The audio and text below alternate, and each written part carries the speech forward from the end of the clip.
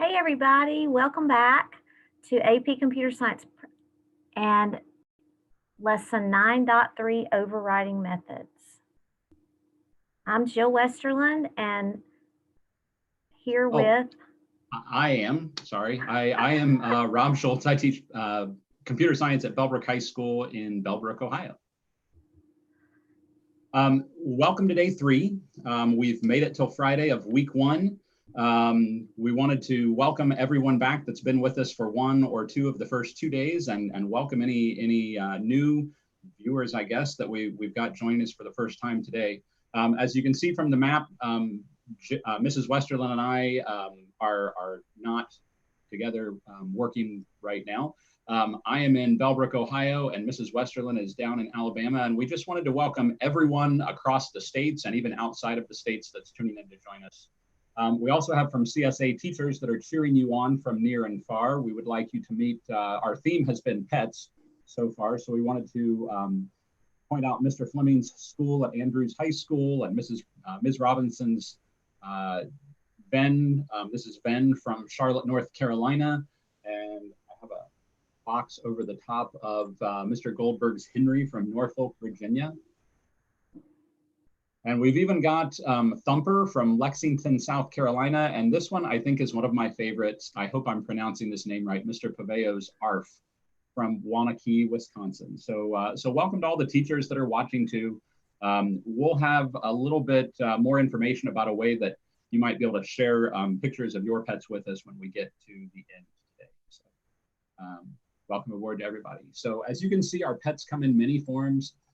We have a lot of pets, like I said, joining us, and we'll give you some more information about that when we get to the end. So we wanted to recap a little bit. We've shared this the first couple days as far as what we currently know about the exam. At this point, we know the AP Computer Science A exam will have no multiple choice questions. It'll be free response questions only covering units 1 through 7. So there won't be any questions about 2D arrays, inheritance, or recursion. And the test will be about 45 minutes. But beyond that, we really don't have any additional information about the number of questions or the content of the questions or the format.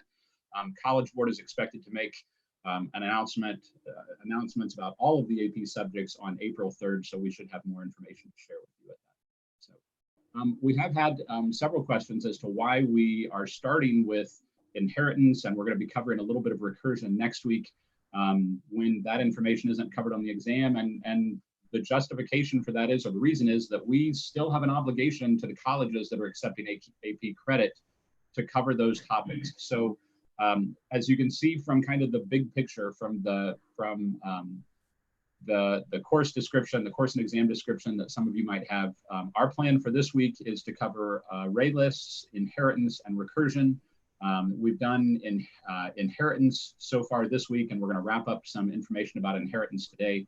Monday, Tuesday next week, we'll kind of shift gears into array lists and maybe apply some of the things that we've started with inheritance.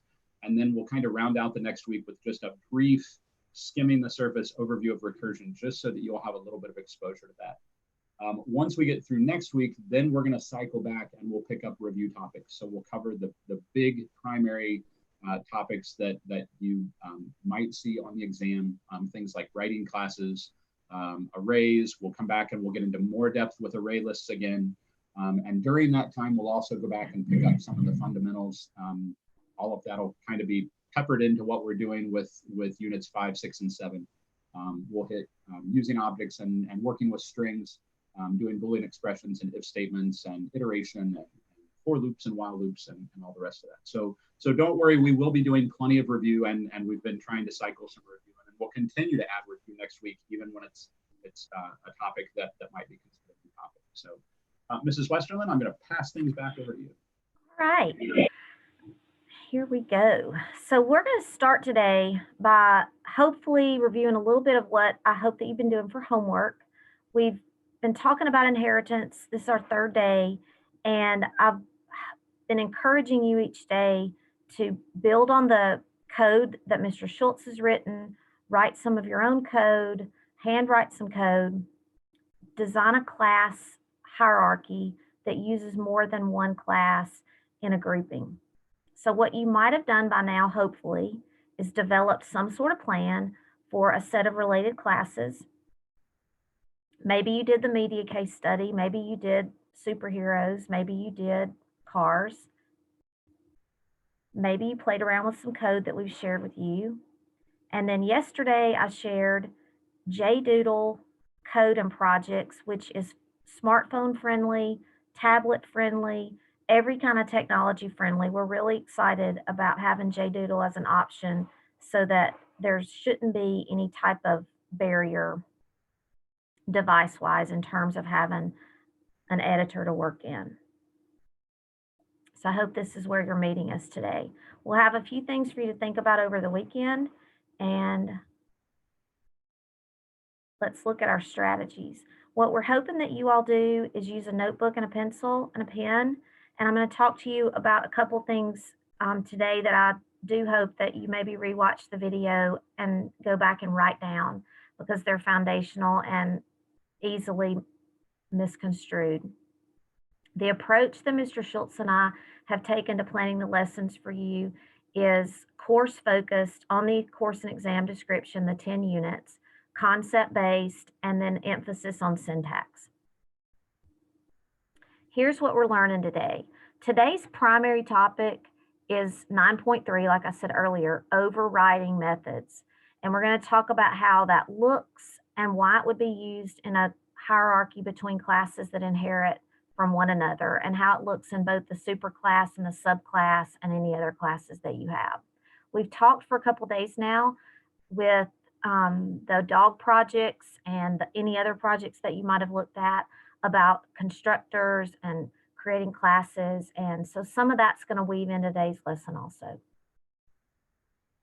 So I have a big title here, Misconception Alert. Overriding and overloading obviously have the same prefix, over. They are very easily misunderstood, misconstrued. If I don't stop and think about it, I'll get them, backwards. So this would be a slide when we get through unpacking it that maybe you want to come back at a later time and write down. I'm going to actually go back and write down this slide when we get finished today as well. So let me kind of go through with some examples and make it clear about what overriding is and what overloading is.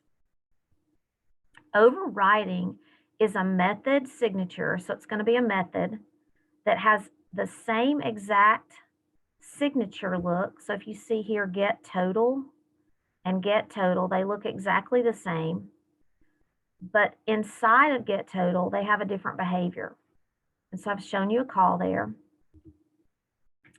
Overriding requires that the method has the same number of parameters, and it can also be called runtime polymorphism. Overloading will have different numbers of parameters and different behaviors. So it also, overloading can happen with constructors or they can happen with methods. Overloading can be used within the same one class or within an inheritance situation. Must have a different number of parameters. And this is a compile time polymorphism. So there's a lot of information on this slide, but it was nice, I thought, to look at it parallel so that you could really compare them both. The big picture with overriding is it's always used to implement inheritance. So you're always going to be dealing with a hierarchy.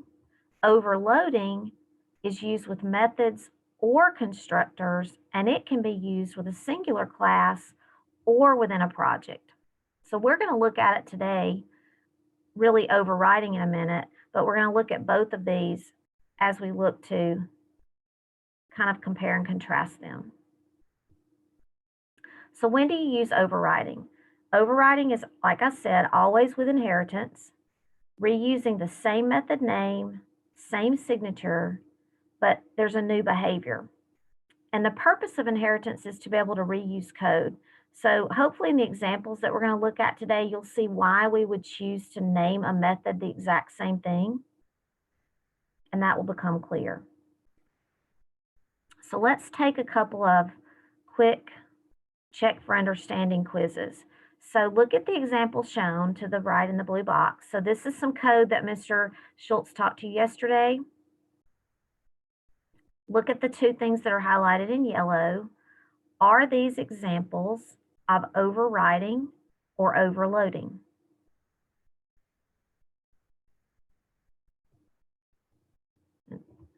I'm going to say yes, you got it right. If you said these are constructors and they're overloaded, then you got that right. And I'm going to try to give you maybe a strategy to remember about overload. So load sometimes is when we carry something, and if you carry a heavy load and someone added more to it, it would become even heavier. So you might could remember that overloading is when we take the parameters and begin to add more to them so they became, not physically heavier, but heavier in terms of material. So now let's look at this example. Are these two things highlighted in yellow overridden or overloaded?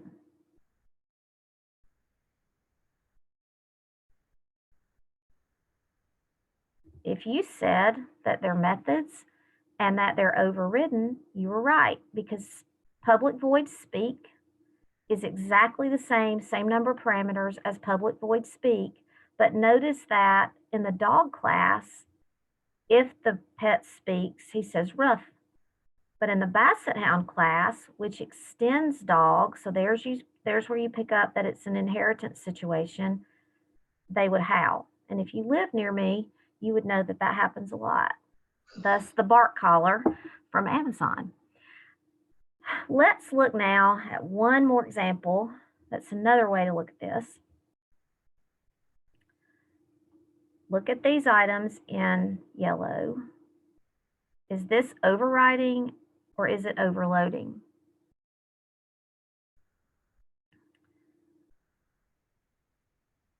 First of all, is this a constructor or a method that you're comparing? If you said method, you were right. And if you said that this is overloading and this is one that has no parameter, it's just going to return a singular treat.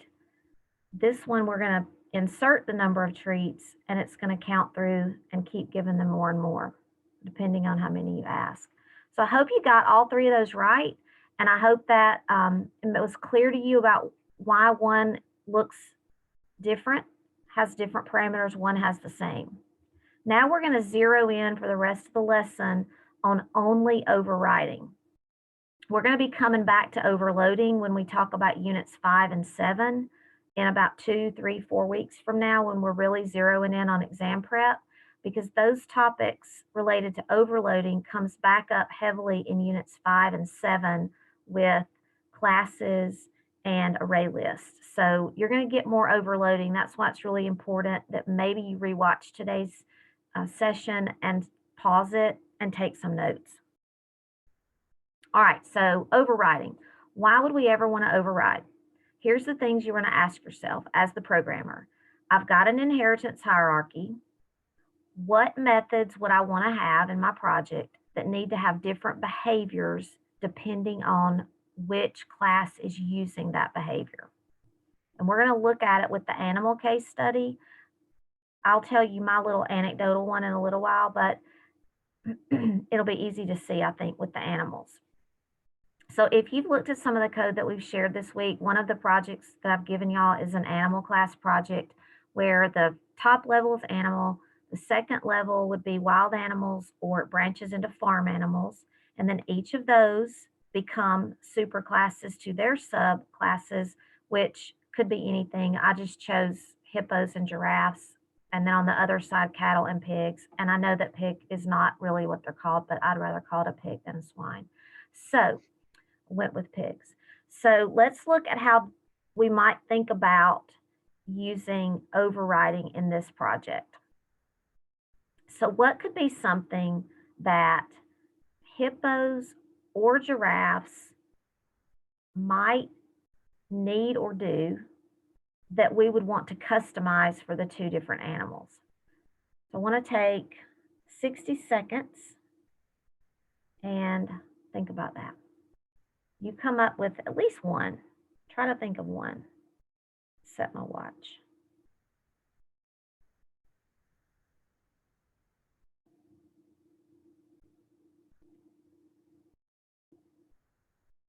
I love your pictures. You like them? I do.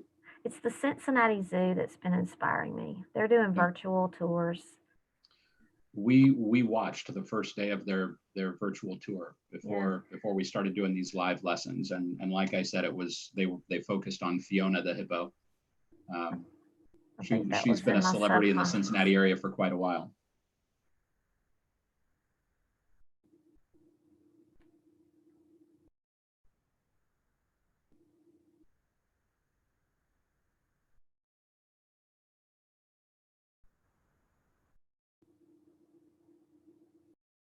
I'd take about 15 more seconds. Think about one thing that we'd want to have for both of them, but we need it to be customized. All right, so let's look at my brainstorm list, since I've had more time to think about it too, but you may have cooler ones than I have. Here's some that I thought about. We might want to have just a regular public void method that we could give back habitat information for all the different kinds of animals, because really we might have more animals than just hippos and giraffes. We might add squirrels, and what else would be a wild animal? You know, a lion, a tiger, a gazelle, you know, anything. So a wolf, grizzly bear. So we might want to have a method that we give back habitat information. We could do some type of return method that computed a change in population if you were trying to do a study of animals. Daily habits, fun fact, or fighting style. And the reason I thought of fighting style is when I was looking up these pictures, I was looking up also some things about them, and I read that hippos actually fight when they're on the water only, which is interesting because of the buoyancy. And also they fight to the death. It's just a side note that who would have known that. And then giraffes fight by tangling up their necks, but then somebody gives in, kind of like the game of Uncle, and they move on. So that's my Friday fun fact to give you. And that's what I chose, was fun fact, because we could, in our animal hierarchy, choose to have some little information that we may want to randomly spit out or give back for each animal. So let's look at how this is going to look in code. So in the animal class, which is the superclass of the entire hierarchy, it's the topmost class, because that's really the ideal place typically to put your overridden method, is started at the highest point, and that way everything in the whole hierarchy would have access to that method. It's public static void fun fact, and it's static because I ended up calling it back in the main, and it will give you an error if you don't do that. But my fun fact for the superclass is really descriptive, that this is going to be an overridden method that's going to display something about each animal, because I'm not going to ever call really something necessarily from the animal class. So I just wanted it to give us back what it is. In the hippo class, and I literally, if I'm coding this, I would copy and paste my superclass one down into the hippo class, and I just customized it. The word for hippopotamus comes from the phrase river horse. That's kind of cool. In the giraffe class, my fun fact for you today, that if you're ever on Jeopardy, you may need to know, is that giraffes have 32 teeth, just like humans do. Who would have thought?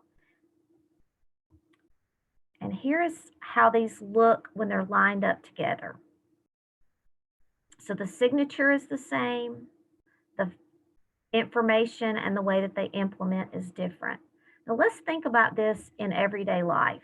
What are some things in our everyday life, because you know that a method is a procedural abstraction. It's how that procedure is going to be carried out. So what are some things maybe in your household that are different, same method signature, but they're different depending on who they're called for? So let's just say that at our household, I'm going to fix one of my two sons. So I'm going to fix one of them lunch. Well, I know that my older son does not like peanut butter and jelly. He doesn't really like peanut butter, I can't imagine, but he doesn't. And so if I'm going to say Hunter dot fix lunch, it's never going to be peanut butter sandwich or anything that has peanut butter in it. If I'm going to have the same fix lunch method for myself, I love peanut butter sandwich. So if it's Jill dot fix lunch, that could be a peanut butter sandwich or peanut butter and jelly. And then if I called it for my husband or my other son, they like other things as well. So those would be methods that fix lunch would be different for each person that we happen to call it for. If you think about cars, if you had a max speed, like max amount of miles per hour you could go in a car, if we were talking about like a Maserati and we called max speed, it's going to be, 100 plus, super fast. If it's my Volkswagen that I had, my very first car was like a 72 Volkswagen. If I called that VW Bug max speed, it's going to be, it would go maybe 60, maybe 70. I don't know. It'd have to be going down a hill to go 70.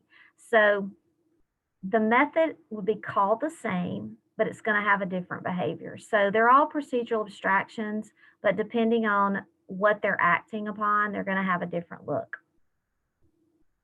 Here's how we call them: animal fun fact, hippo fun fact, giraffe fun fact.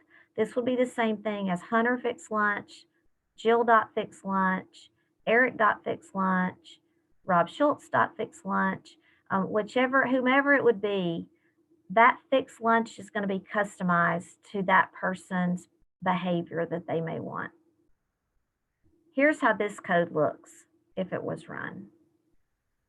We're going to get a system.out print line of exactly what you saw in the code.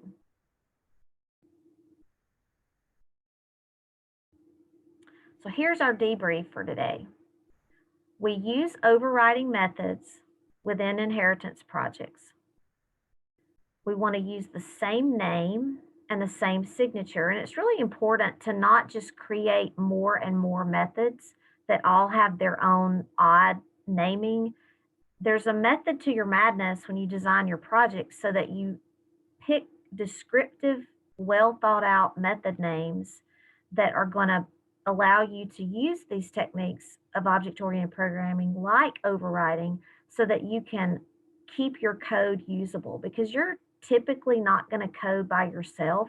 You're going to be on a team with other people who are also going to be using your code. So you don't want to just keep creating more and more methods like the hippo fun fact versus the name that your method, or the giraffe fun fact or the lion fun fact. Just have the one fun fact and call it within those classes. The third bullet, implement a new behavior, is another reason. And it all goes back to the purpose of inheritance, is to reuse code. So to power you up, Mr. Schultz is going to pick up here and kind of talk about what we hope that you begin to work on. If you've not worked with a project yet this week, maybe you've been busy. I don't know probably that you've been that busy, but maybe you think you're busy. Take some time this weekend and delve into inheritance. Work with the code that we've given you on whatever device you have, or handwrite it on paper so that you can begin to think about implementing some of these constructors, methods, superclass, subclass relationships. All right, Mr. Schultz. Okay, I'll pick up from here. Yeah. So for those of you that have been with us over the past couple days, you already know that we have a folder that we've shared, bit.ly CSA _exam review 2020. And remember that bit.ly links are case sensitive. Every day as we go through each lesson, we're going to put code, we're going to put resources, we'll put the power-ups and things into a specific folder for that lesson. Today's power-up, focused on overriding, is essentially going to be just to take the case study that we've already started working with a little and start to build your own inheritance with overridden methods within it. So As Mrs. Westerlund said, if you're working with the animal case study, if you're working with cars, if you're working with superheroes, start thinking about methods that you might be able to add to some of your classes where they would have the same name, but the behavior would be a little different, okay? There are also some resources that Mrs. Westerlund has included out there from the CED, Runestone, Practice It, Introduction to Polymorphism in Java. So those are all things that are available that are there if you would like. And then for the lesson implementation, try and demonstrate an understanding of inheritance by further adding on to your case study, whichever topic you've chosen, by including some overridden methods. Looking ahead to what's coming next week, on Monday, Mrs. Westerlund is going to take you through developing an array list where you might choose to take one of the classes that you've created as part of your case study. You might choose to do a basset hound array list. You might choose to go a step up the hierarchy and do an array list of dogs. You might even decide to go a couple steps up the hierarchy and do an array list of animals so that you can include basset hounds, mixed breeds, hippos, giraffes, pigs, horses, and everything into one array list. So as we start kind of prepping for what's coming next week, consider which class that you want to choose, that you want to use to build objects upon, so that we can start brainstorming some ideas to put an array list together, and kind of see how all of this fits into a bigger picture. All right, so just a few more shout outs. We have some other pets that we've received from students. We've got, and again, I apologize if I mispronounce the name. We've got Rylan and Elsa, and I think this is Chupacabra, and I can't see the name of the dog in the bottom, Mrs. Westerlund. Oh, it's not, it was the student's name, Sarah Lynn. Oh, Sarah Lynn, okay. Sarah Lynn, yeah. I've got a little box that the students. And Fergus is the frog. Okay. Isn't it cute? I just made it TGIF Fergus because it's Friday today. You may not be watching this on Friday, so but we're happy it's Friday. Yeah. Even though we lose track of the days, we're still happy it's Friday. Yeah. So for those that would like to include some pictures of pets or different things like that, Mrs. Westerlund has created a form on Bitly, and Floppy from Manhattan, our favorite pet from the Manhattan area, has asked that you go ahead and give us your 2 cents. If you have a picture of a pet, if you have some original music that maybe you've made from GarageBand or EarSketch, if you have a podcast of yourself playing music, if you happen to be an AP Computer Science principal student and created something really super cool as your computational artifact, please feel free to share that with us. Let us know a little bit more about you. The toughest thing for us as teachers teaching in this format is that we have no contact with our students. So it would be nice to hear back from you a little bit. Share some information about yourselves. If you have an original meme, especially if it fits computer science, I'm all about dad jokes. I'm a dad. I have 2 of my own here at home. So if you have a favorite computer science related dad joke to share, check out the form and send us a little information, and we might end up picking up pictures that you share or music that you send and playing that during our downtime when we're working on little yeah, and teachers too, students or teachers can send us something. So if you're a teacher and play the guitar, we would love you to make us some music.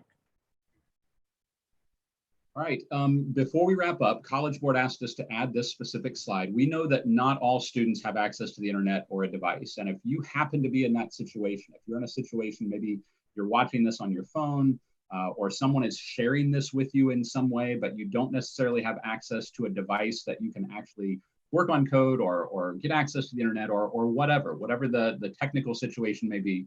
If you need mobile tools or connectivity, please let College Board know at cb.org/tech.